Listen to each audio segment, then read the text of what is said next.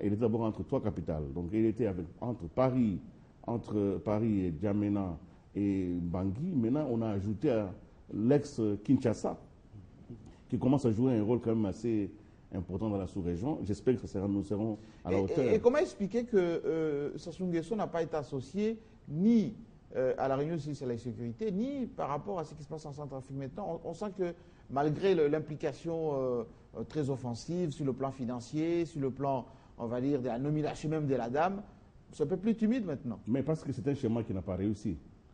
Ça a été fait très rapidement. Il était médiateur dans ce conflit. À l'époque de Bozizé, oui, le schéma n'a pas réussi. Donc on a décidé d'évacuer très rapidement un président par la force. On a choisi un autre qui était complètement, totalement dépassé par les événements. Oui. Et il a été désigné par qui? Par ceux-là qui étaient médiateurs. On l'a accepté, on l'a coopté rapidement par les chefs d'État. Heureusement, ce sont les chefs d'État qui ont pris conscience que si on continuait avec Joto Dja, bon, on allait avoir des misères. Ouais. Ils lui ont demandé, et Joto Dja, je crois qu'il n'a demandé que ça. Il est parti tranquillement, il est maintenant, je crois, au Bénin, où il a repris ses boutiques et ses affaires. Oui. Donc, c'était un axe qui a échoué, l'axe de la médiation simple. Il fallait maintenant étudier d'autres axes un peu plus profonds. Est-ce que ce retour à Rod Badibanga de Joseph Kabila à Paris, c'est le retour de la RDC, c'est comment dire, la découverte de Paris, du rôle important que peut jouer Joseph Kabila dans la sous-région? Parce qu'on a vu des dispositifs sécuritaires, les honneurs, l'entretien était prévu une vingtaine de minutes comme d'habitude, mais c'est allé au-delà d'une heure. Bon, d'entrée des jeux, j'aimerais Cassandre, lorsque j'ai vu François Hollande descendre du haut de ses escaliers pour prendre on va les dire, on compte les marches. Joseph Kabila et le raccompagner vers son bureau pour qu'ils échangent pendant près d'un...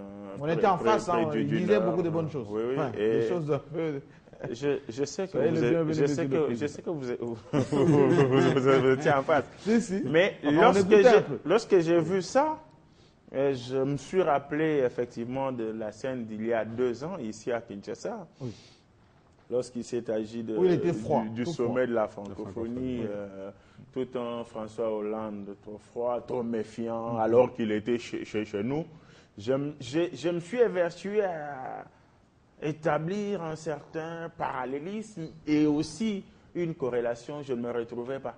Ah oui. Lorsque je ne me suis pas retrouvé, c'est alors que je comprenais que le Congo était grand et il est encore grand parce que, on doit se le dire toujours, quand l'occasion se présente en relation internationale, on n'a ni d'amis, ni de frères, on n'a que d'intérêt. Et lorsque celui qui était méfiant hier devient ami aujourd'hui et a précisé que avec beaucoup d'attention. A précisé que ce n'est pas le Congo qui a sollicité que son président se déplace vers la France, mais c'est la France qui a lancé une invitation officielle. Cela veut tout simplement dire qu'il y a des enjeux. Et ces enjeux, à mon humble avis, je ne minimise pas l'aspect de la République centrafricaine qui est un enjeu majeur dans la vie, surtout dans le futur de la République française, mais je vois beaucoup plus l'aspect économique. L'aspect économique de la République française qui patauge aujourd'hui. Je vois beaucoup plus cet aspect économique qui fait que dans le sondage, François Hollande dégringole. Oui. Et lorsqu'il dégringole, il se dit il y a quand même des géants. Il y a quand même des pays forts. Il y a quand même des présidents forts à qui nous pouvons tendre la main. C'est ainsi que je vois directement Louis-Dor et Uli Kalinga, ils l'ont un peu dit, il y a Bolloré, il y a Total, il y a Self qui doivent ouvrir en République démocratique du Congo. C'est ainsi que, tout en ne négligeant pas le rôle si important que la France a eu à jouer comme porte-parole ou interprète de la République démocratique du Congo, mais pour ses intérêts aussi, auprès de la communauté internationale, précisément au Conseil de sécurité des Nations Unies, je me dis qu'in specie casus, c'est beaucoup plus la France qui a besoin de la République démocratique du Congo pour ses investissements. Pour ses investissements, pour juguler un peu le chômage qui va de plus en plus grandissant en France, pour essayer de stabiliser un peu sa situation pour que la République française ne soit toujours pas demanderesse auprès de la Chine, un problème au sujet duquel la France est montée au créneau sur tous les toits de toutes les maisons pour fustiger le fait qu'hier, la République démocratique du Congo avait signé les contrats avec la Chine. Mais plus tard, c'est elle-même qui est allée demander de bagatelles auprès de la Chine. Oui. Donc, 800 000 milliards quand même. Hein? 800 000 milliards, oui. Alors que la République démocratique du Congo, il y avait quelques années, c'était une personne morale à abattre du fait qu'elle a tourné le dos à la Chine, aux États-Unis pour aller en Chine. C'est dire que maintenant, la rencontre entre Kabila et Hollande prouve primo la position géostratégique de la République démocratique du Congo. Je ne dis pas dans la région, mais dans l'Afrique tout entière. La rencontre entre Kabila et Hollande prouve la refréquentabilité de la République démocratique du Congo qui, hier, pour qu'un officiel du genre John Kerry, du genre Hollande, demande que le président de la République aille chez lui ou qu'il vienne, c'était un problème. Ça veut tout simplement dire que cette reconsidération de la République démocratique du Congo est un atout majeur à capitaliser d'abord par nous-mêmes, mais aussi un fait interpellateur pour que l'on se dise maintenant ou jamais, nous devons en profiter. J'étais sur la rue, j'ai été interpellé par certains Congolais, certains compatriotes qui m'ont dit, mais pourquoi Kabila a écourté son séjour à Paris? Mais il avait des engagements en Afrique du Sud. Mes chers amis, même si Kabila n'avait pas des engagements en Afrique du Sud, le tout dernier président de la République française qui est arrivé ici n'a pas passé nuit à Kinshasa. Il est venu le matin, il est rentré chez lui le même jour. Oui.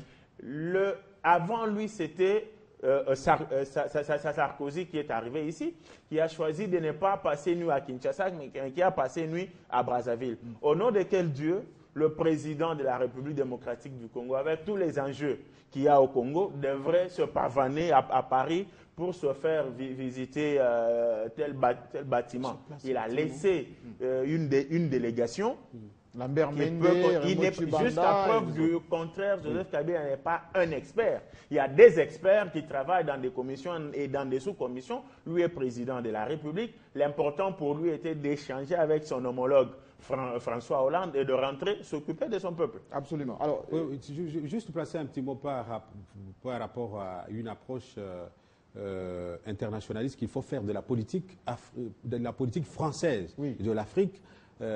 C'est que c'est une politique qui a beaucoup d'implications, même sur l'ensemble de la politique française, même sur le vote, sur les élections en France. Et chaque dirigeant français est jugé par sa population en rapport avec la façon dont il gère les questions qui relèvent de la politique étrangère de la France, notamment vis-à-vis de l'Afrique.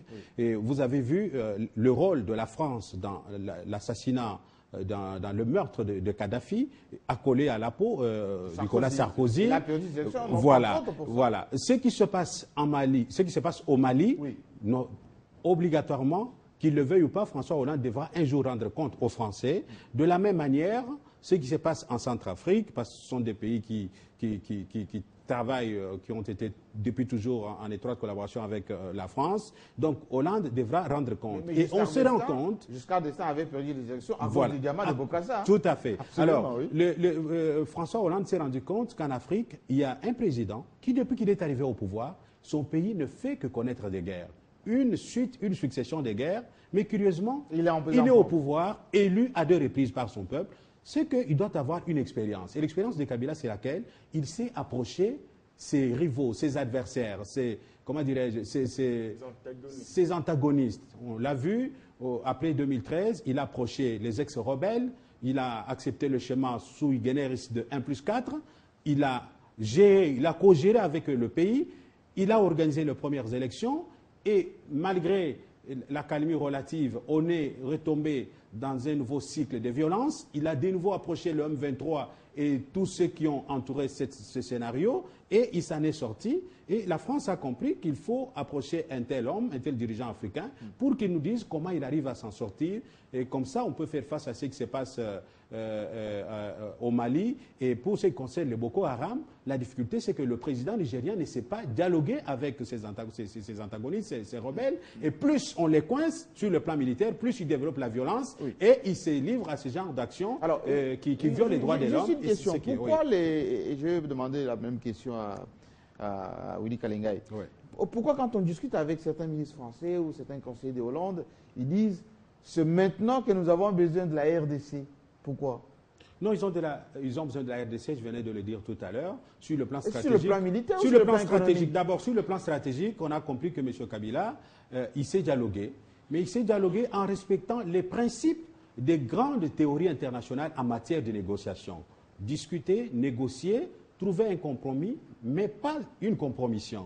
C'est-à-dire vouloir que ceux qui revendiquent quelque chose viennent autour d'une même table, qu'on échange avec eux, qu'on voit ce qui convient d'être fait pour l'intérêt supérieur de la nation, au lieu d'être campé, de rester campé sur sa position, comme le président nigérian, comme le président soudanais et d'autres pays africains qui connaissent la même situation. Lui a fait preuve de beaucoup d'ouverture. Comme au Sénégal. Avec voilà. Tout à fait. Voilà. Oui. Et sur le plan économique, nous l'avons déjà dit, il y a beaucoup de choses que la France devrait tirer du Congo. Sur le plan sous-régional également, le Congo, c'est le moteur de demain. Je disais dans une des émissions ici que la République démocratique du Congo, c'est la destination finale de l'humanité dans les années qui viennent. Alors, Louis Kalengal, par rapport à l'économie, parce que vous êtes spécialiste de mines. Par rapport à l'économie, oui. Parce que vous allez continuer. On a senti que chez Areva, avec la menace des islamistes au Niger, ils sont en train de développer maintenant ce contrat congolais qui n'a jamais abouti d'ailleurs, il faut se rappeler. Sur l'exploitation de l'uranium, oui. Il faut d'abord situer deux étapes. Très rapidement, c'est que la France a aidé beaucoup le Congo dans la formulation des concepts internationaux pour mettre fin à la guerre, avec les différentes résolutions. Mais la France, après avoir aidé le Congo sur ce plan-là, la France, sur le plan économique, n'était pas du tout satisfaite. Elle constatait que les retombées le contrat n'aboutissait pas. Les retombées économiques ne venaient pas, parce qu'il y avait beaucoup de rouleaux d'étranglement. Et d'ailleurs, dans les communiqués finaux de l'Élysée, c'est dit un peu en filigrane quand ils disent que maintenant, c'est seulement maintenant, et ça touche votre question, seulement maintenant qu'ils constatent qu'il y a une bonne gestion financière au Congo. Donc, là c'est Matata qui est félicité. Bien sûr, donc ils constatent cela. Contrairement à ce que dit le Sénat. Bon, parce qu'ils disent qu'il y a une bonne gestion financière et ils constatent aussi que parce que l'économie, c'est des investissements à long terme. Et quand vous venez avec une mine, vous venez pour 30 ans, vous venez pour 40 ans. Il faudrait qu'il y ait un personnel qui puisse un jour perpétuer votre vision économique. Or, le personnel vient de l'école. Donc, le Congo a quand même humaine. le choix de l'école, des 1000 écoles, etc., tout ce qu'on a cité. Oui. Ce choix est un choix stratégique. Un pays qui investit dans l'école est un pays avec lequel on peut faire de bonnes affaires. Parce que dans les 30, 40, 50 ans, il y aura un personnel qui pourra revenir. Prendre la relève. Ça, c'était les deux choix sont importants. Oui. Maintenant, s'agissant des affaires, parce que la France est quand même mécontente d'un certain nombre de dossiers qui n'ont pas abouti. Notamment Areva, vous savez ce qui s'est passé. Le contrat a été annulé par un SMS. Bon, ça s'est arrêté comme ça. Vous savez ce qui s'est passé avec Lafarge pour les ciments. Oui. Et Lafarge revient à la charge, hein, d'après pour les ciments. Il y avait aussi Orange, heureusement, qui a abouti. Vous savez ce qui s'est passé, ce qui est en attente avec Air France. Oui. Air France qui a fait une offre pour pouvoir aider le Congo à mettre en place sa compagnie sa flotte aérienne. Mais la Chine est en avance par rapport à ça. Bon, il y a la Chine qui est venue, il y a la Belgique qui a demandé. Oui. Donc la France, estimant que vu ceci, vu cela, avec l'expérience d'Air France, on pourrait écouter leur Mais ils ont eu quand même l'aéroport modulaire. Bon, ça c'est un projet intermédiaire. Oui. Parce que le plus grand projet, c'est de mettre un aéroport international aux standards internationaux. Mais il y a aussi Bolloré qui a fait une offre importante pour le port de Matadi, pour les chemins de fer. Mais toutes ces offres-là, ça a été déposé dans notre pays depuis le gouvernement Mouzito. Oui. Et vous voyez, et ça n'a pas abouti. Alors, quand au sein du MEDEF, on dit qu'il faut qu'il y ait un desk France au niveau des affaires. Oui, mais parce que je vous ai dit qu'au mois de février, nous étions à Paris pour visiter un peu tous ces regroupements. On était au MEDEF. Oui. Au MEDEF, effectivement, on vous dit que au Congo, il y a